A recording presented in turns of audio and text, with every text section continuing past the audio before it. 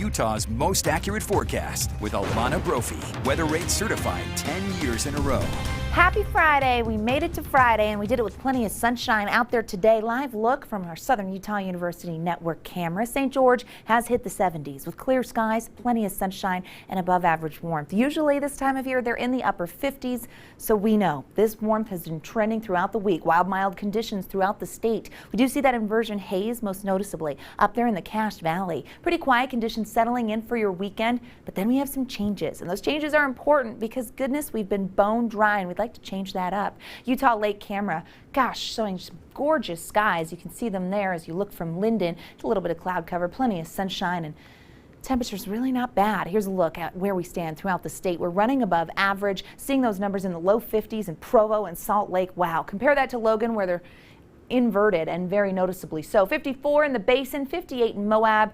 50s and 60s throughout the central and southern portion of the state. Does not feel like February. These are temperatures that you would see in March, and yeah, they're here early. We don't want to keep them. 52 in Salt Lake, and as we get through tonight, those 40s will turn to 30s. We're going to cool things off with mostly clear skies as we head into tomorrow. Now we know the high is keeping us very clear. We don't have much in the way of cloud cover. Most of that activity is over to the east, and you can almost draw a line of where that ridge is. Yeah, it's been dominating our weather scene for the last several days, and right now, as we talked about, moderate air up there in Cache Valley. So with high pressure this time of year, we usually see that haze and declining air quality, but this week we've been pretty lucky. We've had some winds moving around and that's kept things mixing. But as we head into tomorrow, the chance for that moderate air is definitely there for the Wasatch Front, northwest corner of the state, while eastern Utah will stay clean, which means that we've got plenty of warmth on deck for tomorrow.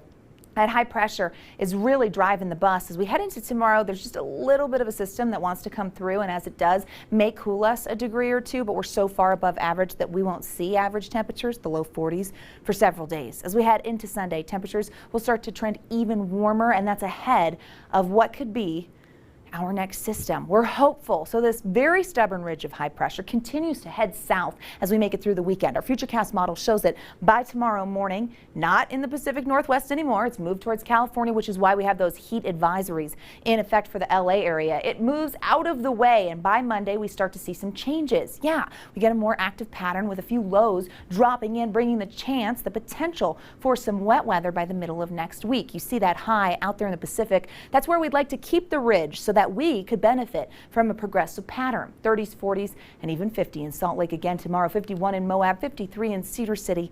We've got those upper 60s sticking around in St. George, 70s today, upper 60s tomorrow, and you're going to notice those numbers yet again staying above average. Valentine's Day looking hot down there in Washington County. You can say that when you're close to 70 degrees. There's the Wasatch Front haze holding steady. It could build over the weekend. By Tuesday, things start to change a little bit. We get the chance of some moisture Wednesday and Thursday as the temperatures cool off as a front comes through and brings some cooler air, so a heads up there. We'd like to see some wet weather. We're not going to get it today, so enjoy the warmth because you have no other choice. Remember to stay on top of the forecast by downloading the ABC4 weather app. It's easy to do. You take a picture of this QR code, takes you right to the App Store. You can download